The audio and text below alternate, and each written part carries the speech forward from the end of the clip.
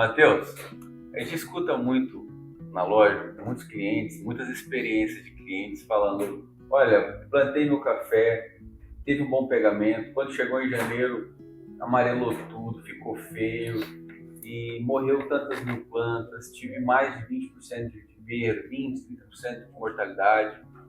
Como que você vê isso na sua experiência de plantio e de condução técnica de lavouras?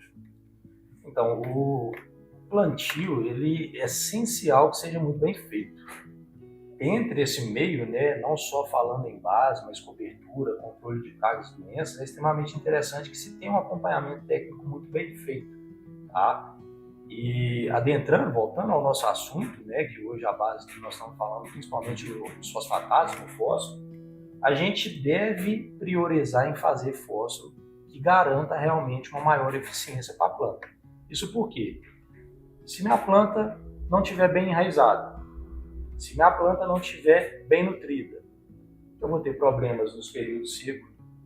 Então, se passar um período ali com poucos dias, logo após o meu plantio sem chuva, e hoje está muito comum isso acontecer, Muito né? desequilibrado, Está né? muito desequilibrado. Então, eu vou ter problema no meu pegamento, onde vai acontecer mortalidade na minha planta. Se minha planta não estiver bem nutrida, fósforo é o que dá energia para a planta, ela não vai se desenvolver bem, ela não vai enraizar, ela não vai desenvolver a parte aérea. Então isso daí também começa a me atrapalhar, porque na hora que eu já começo a aumentar o desenvolvimento da minha planta, eu deixo ela mais forte. Eu deixo ela mais forte às intempéries de clima e também ao ataque de pragas e doenças. Se ela está bem nutrida, consequentemente ela está equilibrada nutricionalmente e também até menos gastos, né? Vamos falar assim dos defensivos, né? Porque se ela vai ser menos atacada, eu tenho uma planta mais sadia e, consequentemente, não necessito aí do ataque, do uso, né, desses outros produtos. Que é o grande problema, né? Porque o custo de implantação hoje é um custo alto.